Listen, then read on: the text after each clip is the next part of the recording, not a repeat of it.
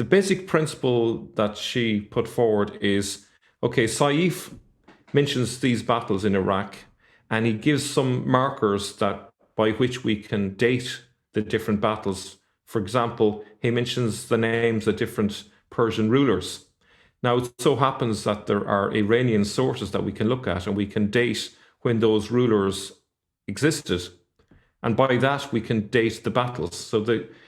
So she looked at the Hijra dates given by Saif and basically said, well, these dates are wrong. So she basically decided to ignore those dates and then just look at the other indicators and work out dates just based on the Persian rulers that are mentioned in the story. And it's very logical. And so that's the evidence that we're drawing from. And she Right. makes a fantastic case.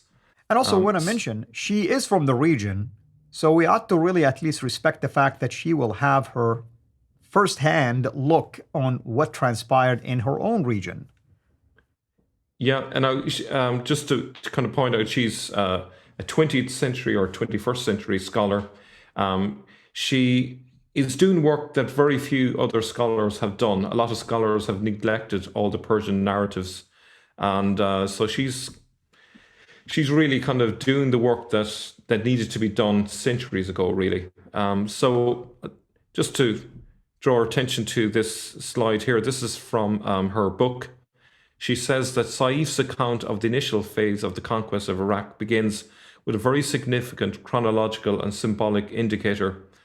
When Khalid bin Walid was done with the business of Yamama, Abu Bakr, 632 to 634, wrote to him, "Go onward toward Iraq until you enter it. Begin with the gateway to India, which is Ubula or Basra. Render the people of Persia and those nations under their rule peaceable." Now, Yamama was where Khalid had defeated the Sudu prophet Musaylima. The signifier at the very inception of Saif's account, therefore, is the Ridda Wars conducted under the direction of Abu Bakr, which is exactly what you just mentioned. So these battles in Iraq happened just after the Ridda Wars. So let's go a little bit further.